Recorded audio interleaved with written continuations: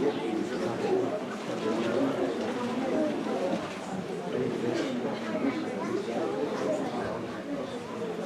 بالله من الشيطان الرجيم بسم الله الرحمن الرحيم الحمد لله رب العالمين الذي هدانا لهذا وما كنا لنهتدي لولا أن هدانا الله والصلاة والسلام على أشرف الأنبياء والمرسلين شفيع ذنوبنا وطبيب نفوسنا وحبيب قلوبنا أبي القاسم محمد اللهم صل على محمد وعلى محمد وآله الطيبين الطاهرين المعصومين المظلومين وأصحابه المنتجبين ولعنة الله الدائمة على أعدائهم أجمعين بسم الله الرحمن الرحيم رب اشرح لي صدري ويسر لي أمري واحلل عقدة من لساني يفقه قولي أما بعد السلام عليكم جميعا ورحمة الله وبركاته أعظم الله أجرنا وأجركم بمسابنا بأبي عبد الله الحسين عليه الصلاة والسلام. Rounding off our topic and maybe bringing in one or two more discussions to make the subject more understandable and maybe with that resolving some of the problems that were created through the ambiguity from previous talks. What we are stating is that Mahdi Salamullah alayhi is a person who is alive.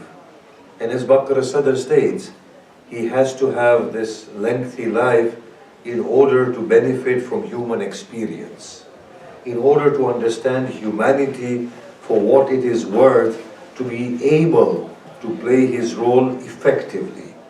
Now that in itself is a profound statement, that he is alive, enjoying a long life, in order to understand human experience and to benefit from human experience. And that goes hand in hand with what we were saying, that humanity is an ever evolving, self-realizing truth. And he has to have this experience to be able to understand holistically what humanity is all about and what the human condition is all about. Together with that, Mahdi is a human truth. Mahdi, the individual, is not an imposition of the heavens above upon the human beings, for that would render human beings without any substantial purpose. How nonsensical is this? I've been told not to use that word, but okay. Several people said, don't use that word nonsensical. Say it doesn't make sense. Okay, how it doesn't make sense to say. What would you rather prefer, nonsense or how it doesn't make sense? Life is nonsense, so state it for what it's worth. Life is nonsense, come on. It's purely nonsensical that humankind have no purpose on the face of this earth apart from coming, praying, fasting, performing Hajj, giving zakat, so on and so forth, some turning to Mecca, others turning to Jerusalem, some going to the Ganges. This is sheer nonsense, that people come into this world just for that and then die and go away. My God, can anybody awaken to the truth that God has created such a profound universe? He has ignited within the core of our being this yearning to inquire, to defy, to break all limits, and then beyond that there is no purpose? Does that really make sense? My God, I would throw away such a religion. The religion that lacks sense of purpose. The driving force within humanity is this yearning of Allah within the core of our beings in wanting to reach to the optimal state of humanity. Whether we believe in Allah as Allah or disbelieve in Him as an atheist and believe in Him as a God beyond the theist God, there is no escaping God. In His disbelief is His belief. In His disobedience is His obedience. A path running away from Him is a path converging at Him. God cannot be taken away from human existence. Human existence has a real purpose. That is the greater level of Mahdi. That is the true Mahdi. For believe me, no prophet has arrived on the face of this earth prior to humanity being ready for the reception of that prophet. Otherwise, the prophet would not have come. Until and unless the environment is ripened to sustain a form of life, that form of life does not come onto the face of this earth. Does it? It cannot. The environment produces it. How wonderful are the verses of the Quran. أَفَلَا يَنْظُرُونَ إِلَى الْإِبِلِ كَيْفَ خُلِقَتْ. Do they not see the camel, how it has been created? Look at the camel. With its long neck, heavy eyelids, it can withstand and endure the desert storm. Its feet are such that can dig into the sand and take them out again. It has humps to store water. It can withstand the environment of the desert. Now I'll ask you a simple question. Did the desert create the camel, or the camel created the desert? You will see it's a hand and glove situation. Both go hand in hand. If only we started looking at nature for what she is worth, not with our presumptuous minds, we will see that the greater Mahdi is the human Mahdi, one generated by our humanity. Even if there wasn't a Mahdi, humanity would have created a Mahdi. What is a Mahdi? Mahdi is the optimal state of human existence. Just as every aspect of existence wants to arrive at the fullness of its own self, wants to actualize its potential, humanity at an individual level, at a collective level, wants to actualize its own beauty.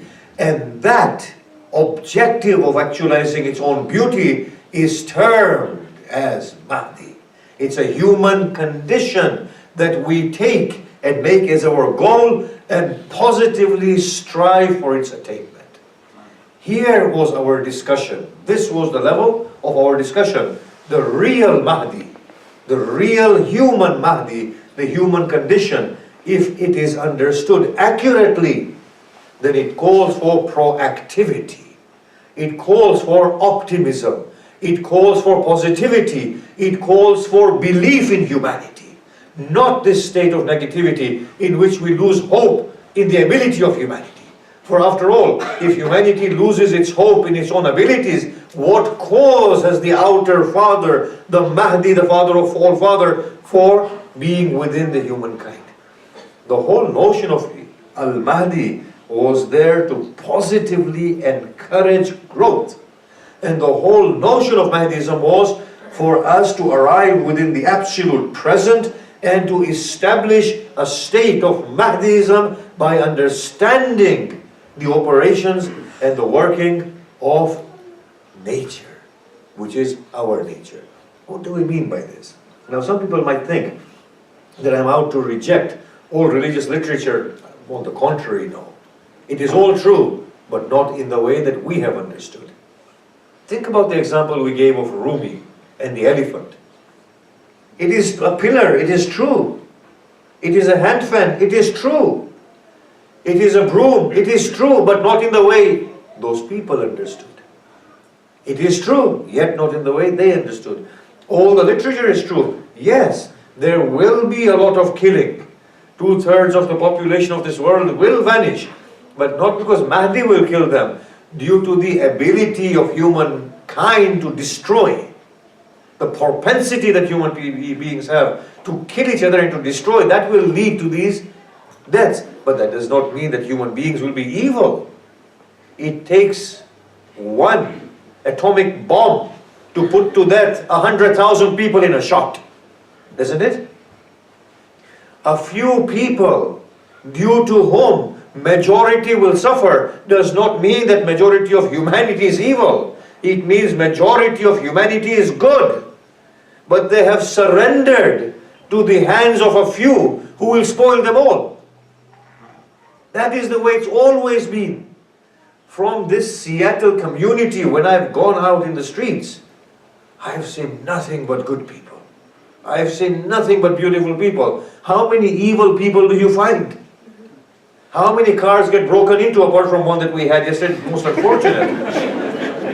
And indeed that was a test, and indeed that was a means of reward. By the way, I need to commend this community. It has really grown on me, yes? Subhanallah, I seldom feel sad leaving people.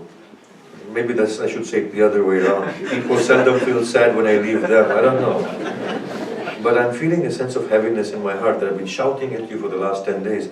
Normally when I give a lecture it's at this pace, yes? But I know every time I go down, drop a gears, Jawad buys eyes shut. So I thought, well, you know, I better keep the gears high, to keep him awake at least. So mashallah, it's a beautiful community, and this wonderful work that you're doing with the children, doesn't that show beauty? Look at that. Wow.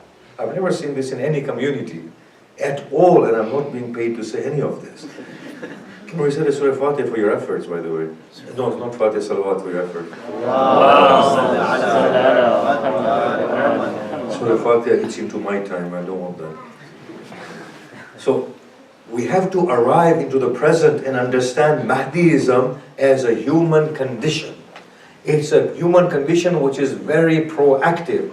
Now, those ahadith are all true. You see, we stated that there is nothing but evolution and growth. As Mahdiism evolves, so does the Dajjal evolve together. There is no regression in the world of God. There is nothing but progression. It is sheer failure of understanding that hell is regression. Hell is progression in itself, just as paradise, but then it will take us another few lectures to explain what we mean by that. But let us talk about it in this way. When Einstein split the atom, humanity was faced with two choices. Either to use this know-how to give life to humanity, or to use this know-how to coerce humanity. One was the Dajjalic face of humanity, the other one was the Mahdi face of humanity. Both of them are evolving hand in hand. Dajjal is also a highly sophisticated level, and Dajjal is humanity in operation, just as Mahdi is humanity in operation. But tell me, out of the two, do we find law and order in this world? Do we find people buying into the message of being altruistic and supporting others who are less fortunate? By and large, do we find that people agree that killing is wrong, that poverty is wrong, that slavery is wrong, that ignorance is wrong, that not meeting with the menial needs of human beings is wrong? If by and large humanity agrees to these human sentiments and morals, then know that Mahdiism is prevailing.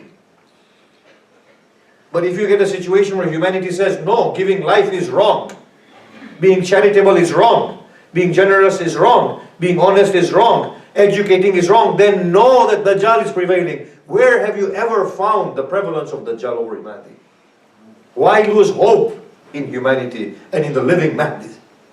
This is what we were trying to say. Living Mahdiism is at present. Now, if we want to attain those goals, lofty goals, that brings about that state of humanity which he will inherit, then we have to, at this present time, enact Mahdiism and see Mahdiism in practice.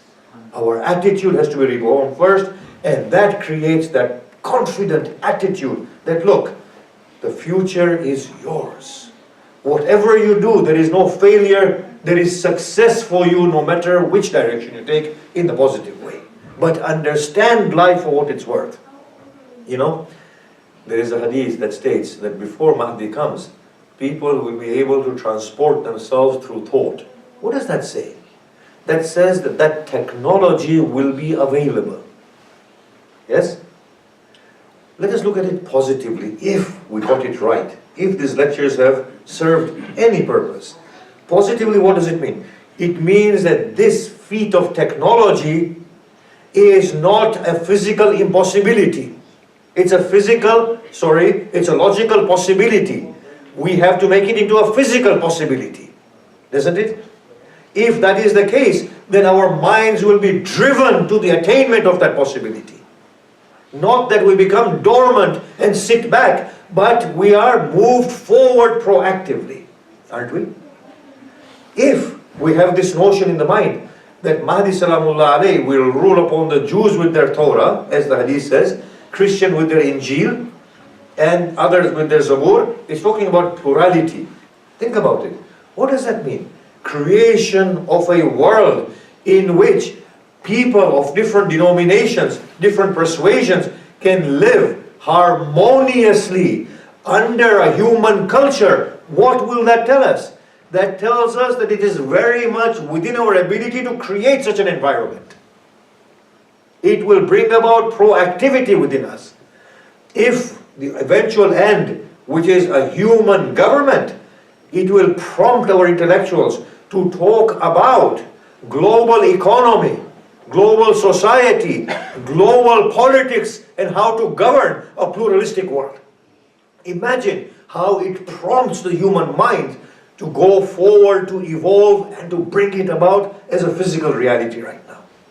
Mahdiism was nothing but positive aspiration of humanity, which was very much attainable. Our bleak interpretation of it has ruined it. The other segments of this thought were that we are on an evolutionary track. Let's just deal with that, with one of the problems that it brought about.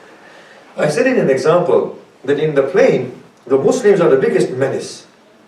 They all want to do wudu. As a result, the toilets are flooded. I always say this, thank God 7 billion people are not Muslims. I know I've made this comment before, but I'll make it again, just to irritate everybody further. With this obsession of wudu and ghusl, there would be no fresh drinking water left. You know, thank God people are Christians and Jews and otherwise. Imagine everybody washing themselves 5 times a day, 7 billion people. We wouldn't have the time to do anything else. On the planes, we want to do ruku and sajda and everything. But have you noticed, there is no Kaaba in front of us. The Kaaba is below us. So I said to somebody, and he said, look, this was a very offensive example. We have to pray down this way.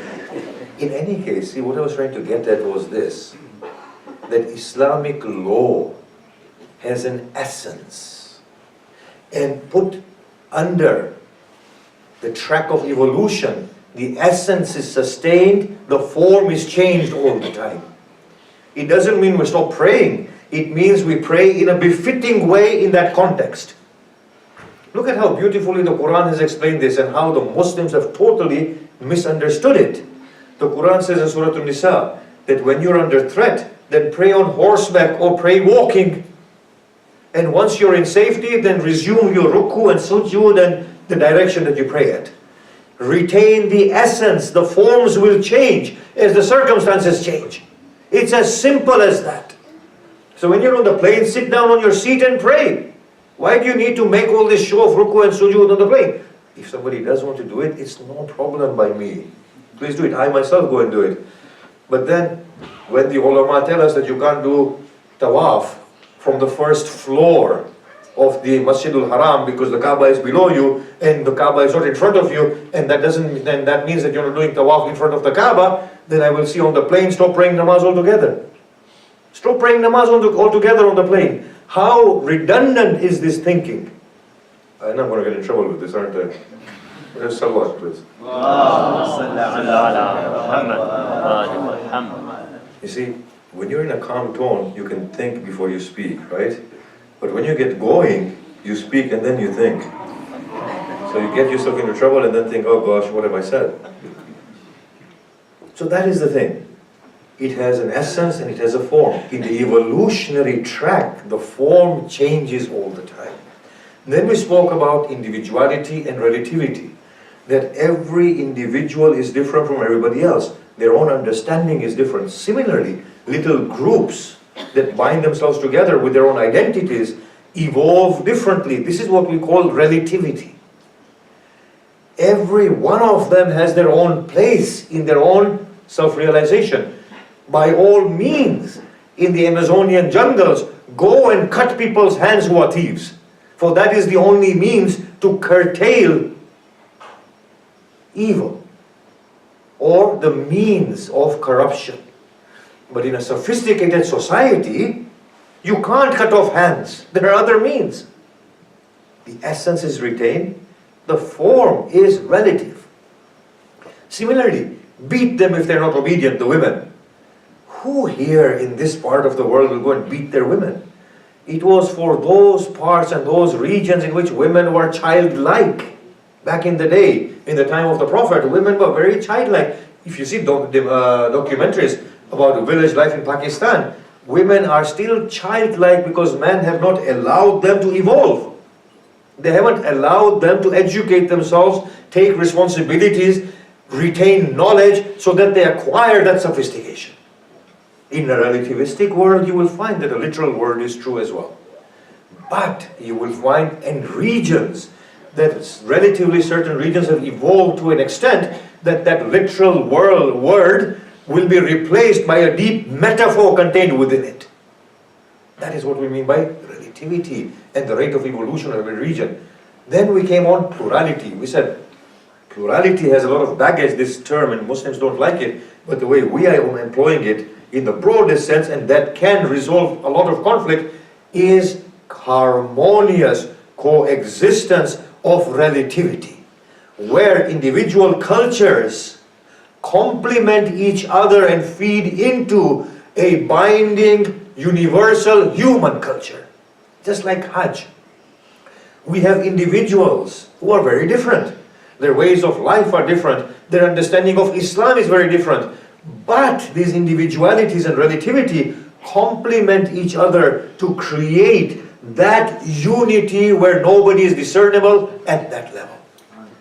If we can, at this present, understand this beautiful notion of Mahdiism, that it is totally in sync with human condition, which is in sync with the existentialist property, then today's world is our world. It is the world where the people who are blessed with the Quran, the example of Rasulullah, and the spirituality of Ali Muhammad are the people who become the torchbearers of the human spirit. Haydari! Yeah. Haydari! Haydari! Yeah. These are the people who not only contribute intellectually, but bring about that spiritual, binding humanity where each and everybody feels they are one and the same. Imagine, this is what we have.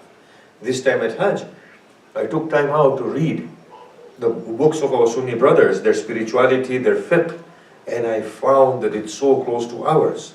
Then, when we talk with Christians, we see that the ethos that they have are so close to ours. We speak with the Jews, we see their notion of Mahdiism is so close to ours. We speak with the Hindus, we see their sense of morality. In fact, I was in India, and there was a person who drove me to the airport. He stopped in front of Haji Ali and he saluted Haji Ali. I said, "What faith are you?" He said, "Hindu." I said, "But this is a Muslim." He said, "What difference does it make?" He is a great man, a man of substance, a moral individual, a sacrificing person, and a man of God. He belongs to me as much as he belongs to anybody else. Imagine. I gave my clothes to the laundryman, and I had $500 in the pocket. You know, he came back and he said, "Sir, you had this money," and he didn't even have the hope that I would give him all the $500. I would have rewarded him with something. But what brought that poor man back to me to give me that money? He was a Hindu. When you look at them, they have the same morality we have. By Allah, humanity at large is good humanity. It's good humanity. Allah prevails in all of them. When we look at it very carefully, and I want to conclude this today, we will see that he sees in Ram what I see in Ali. He sees in Musa what I see in Muhammad. He sees in Isa what I see in Hussein. It is the same values at the core of humanity that all of us venerate. We have given it different faces. And therefore I conclude that even if he does not believe in Ali, by his morality he is the biggest believer of Ali ibn Abi Talib. Even if he doesn't believe in Muhammad, the whole humanity, the human ethos converges to that point of origin of all light and blessing, Muhammad Rasulullah. Even if they don't believe in Mahdi, their human surge forward is nothing but the living present Mahdi within them, which is driving them to the ultimate Mahdi that is to come.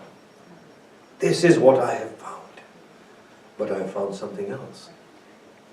That the people who are blessed with the example of Rasulullah, who are blessed with the examples and the teachings of Ali ibn Abi Talib, who are blessed with the examples of Al-Hussein, and who are blessed with the spirituality of Imam Sajjad, these are the people. If they awaken to the truth, my God, they will contribute to humanity in such a meaningful way that humanity will salute them as their fathers for carving out a befitting destiny for humankind and giving it growth and evolution at every level of their being. If they awaken due to what they have. You know, I always say, Ali does not belong to me. He belongs to humanity at large. I have made him into my property and done the greatest disservice to humanity. You know, Abu Bakr, Umar, Uthman, they have no contest with Ali ibn Abi Talib. They all say he is the Imam. You know, my Sunni brothers, when they come to me, they say, what is wrong with you people? We call Imam Ali Imam. We don't call Abu Bakr, Umar, or Uthman Imams. What's wrong with you? We call Al-Hassan Imam, Al-Hussein Imam. They say we go as far as calling Sadiq Imam and Raba Imam. Do you know what that means? It means that we accept them as spiritual authorities as well as temporal authorities.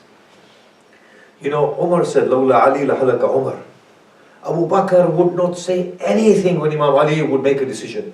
Uthman would run to Imam Ali and call for Ali ibn Abi Talib. When we used to study our grammar, we used to study poetry recited by Uthman in calling for Ali to defend him against the Misris.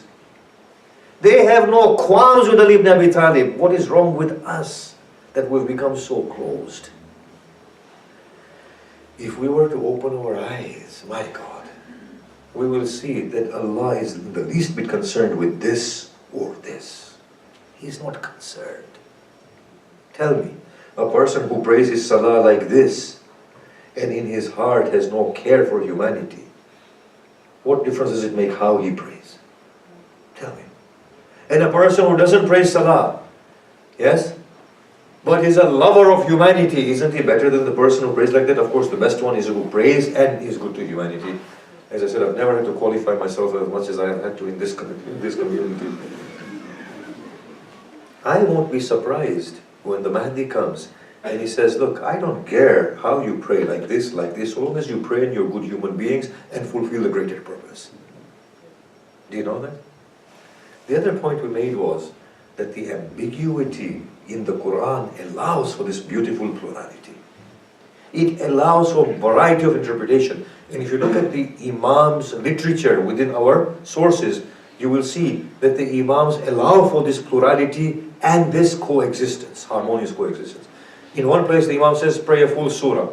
In another place the Imam says, pray meaningful verses. It's fine. In another place, it is the whole of this issue that you don't even have to pray the second surah. Imagine the leverage the Imam is giving. If only people were to awaken. Now, I want to put the final component of the whole of this theory and then finish. The whole challenge is to allow the living Mahdiism to come to the fore. Otherwise, the glorious Father of humanity is not going to come. He can never come until humanity stands in a ripened state to receive him. The onus is upon us. We claim to be his followers, the Muslims. We claim to be his followers. The onus is upon us to do the work.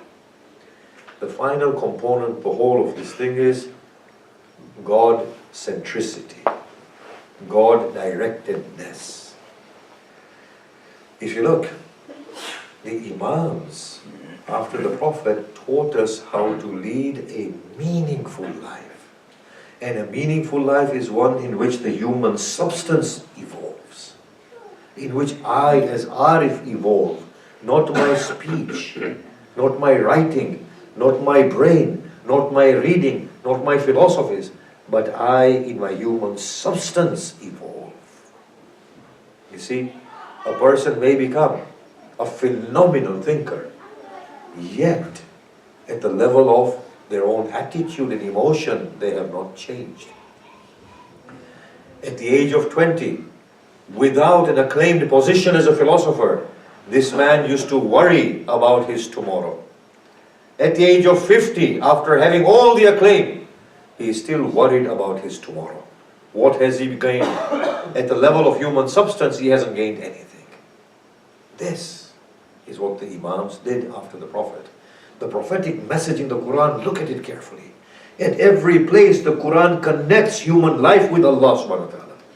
Allah only makes one sharp distinction: godliness, ungodliness. That's it. He doesn't make any other distinction. Look at the Quran. With open hearts and minds, look at the Quran. The Quran for salvation says what? Believe in Allah, in the last day, do righteous deeds. It omits the mention of prophets altogether from the story of salvation. Even that famous verse, In kuntum tuhibbuna Allah fattabi'uni yuhbibkumullah. If you love Allah, Allah will love you. Follow my example. So the Prophet is an intermediary. It begins with you love Allah. Make yourselves capable that Allah may love you back by following my example. Can you see that? He withdraws from the whole of the story of salvation. It begins with Allah. It ends with Allah. Inna lillah wa inna ilayhi raji'un. It is nothing but beginning and ending with God. The beautiful thing the Quran has taught us, the Prophet and the Imams, is to connect this life with God and to make it into a very meaningful life. When an atheist rejects faith in a theistic God, he is not disbelieving in God. He is disbelieving in a form of God. They brought an atheist to me. And he said, proudly, I'm an atheist. I said, good for you. He said, well, aren't you going to argue? I said, why? He said, make me a theist. I said, why should I even attempt to make you a theist? He said, I don't believe in a God. I said, neither does my God believe in a God. I said, you are right on the nature of my God. My God doesn't believe in a God. Even he says, La ilah. When he pressed me, I said, well, what God are you rejecting? He said, a God that is this and this and this. I said, I reject that God as well. He said, but you're a theist. I said, so what? Doesn't mean I have to believe in a theist God. You see, there is nobody who disbelieves in a God. There isn't. We've got it wrong. It's only a question of beautifully directing the human attention to a loftier goal, where everything starts acquiring meaning and the human substance begins to evolve. If this is understood, what will be the government of Al-Mahdi? Salamullah. His government will be one in which finally humanity matures. According to Hadith, he will come and place his divine hand upon the heads of human beings and drive their intellects to their completion. This is the Hadith. Yes? His government will be one which creates a beautifully conducive situation in which he respects humanity, he respects individuality, relativity, and brings about this beautiful plurality, where individuality feeds in and complements each other to create a greater human state, in which the human souls are directed to the greater purpose. And a Jew is a Jew, Christian is a Christian, Muslim is a Muslim, Sunni is a Sunni, Shia is a Shia. All of these varieties are existing, but all of them have the utmost ease to evolve to Allah and to self-realize themselves and to complete their journey.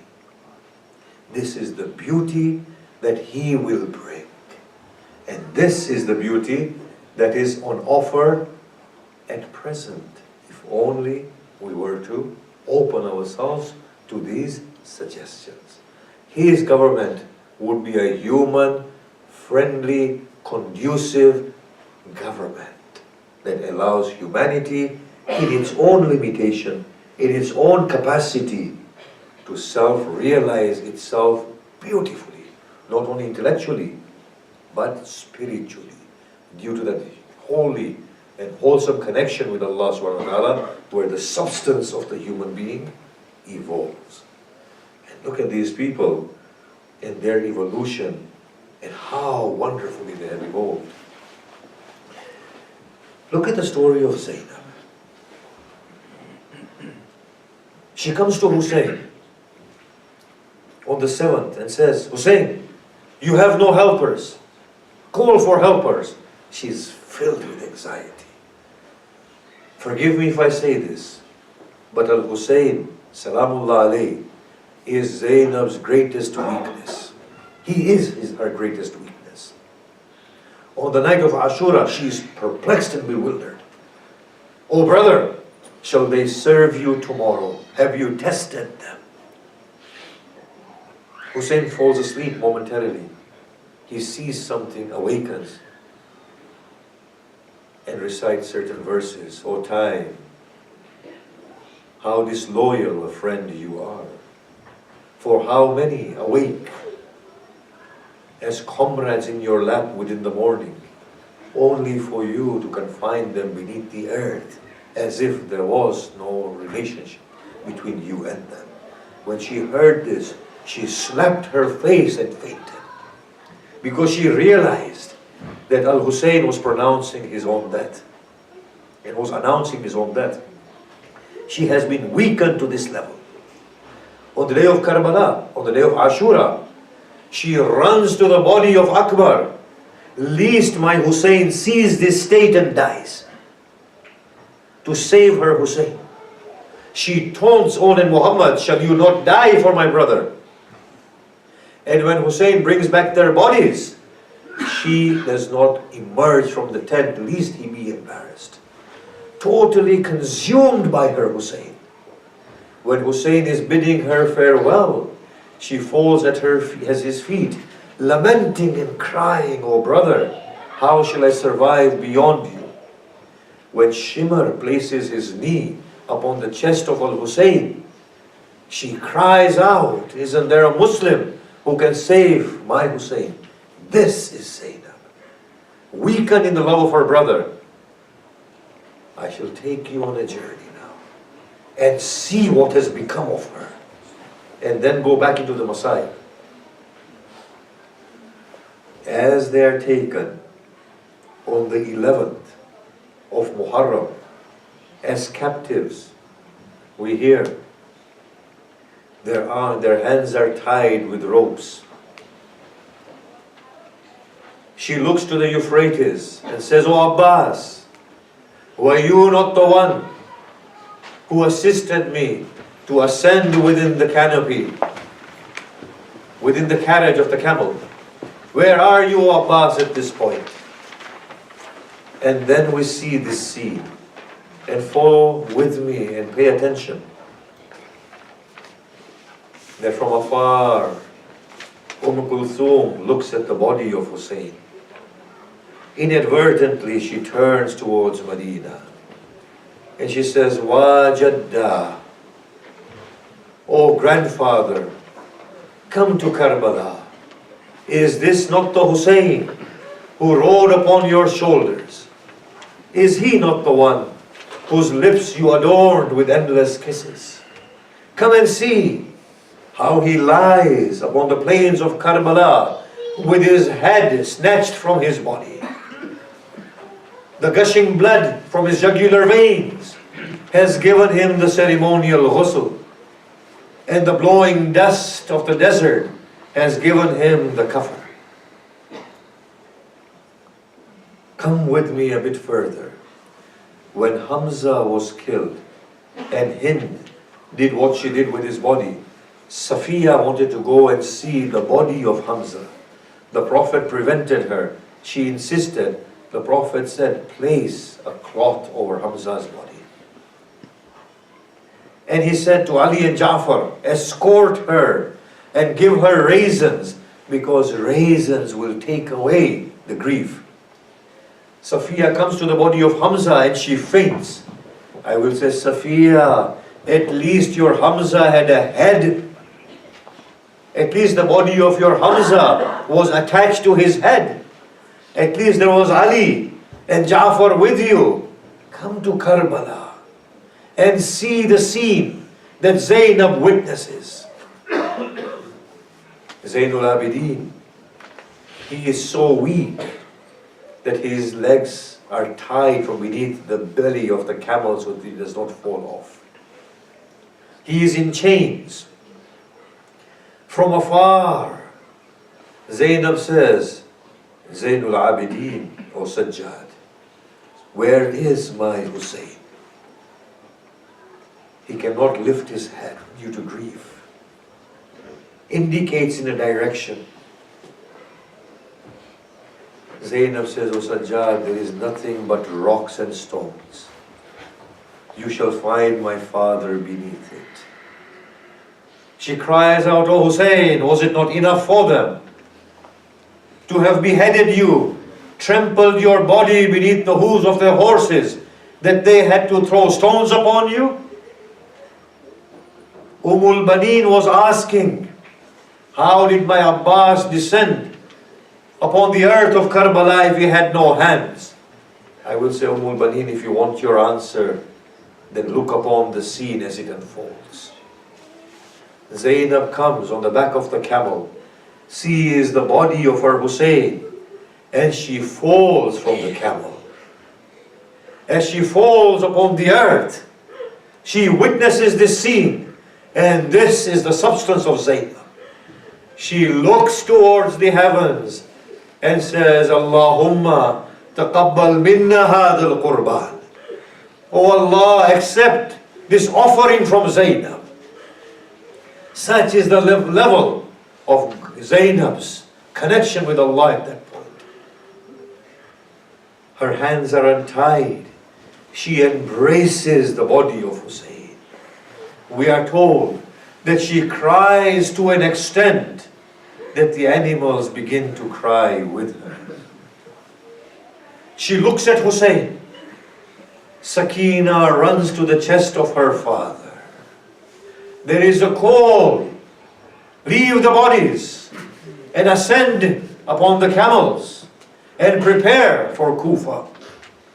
The women are not moving. The generals are told, unleash your whips upon them. The whips are cracked upon the backs of the women, and they cry out, Wa Jadda wa Aliya, Wa Husayna, as they separate the bodies. There is a young child, however, who does not move from the chest of her father.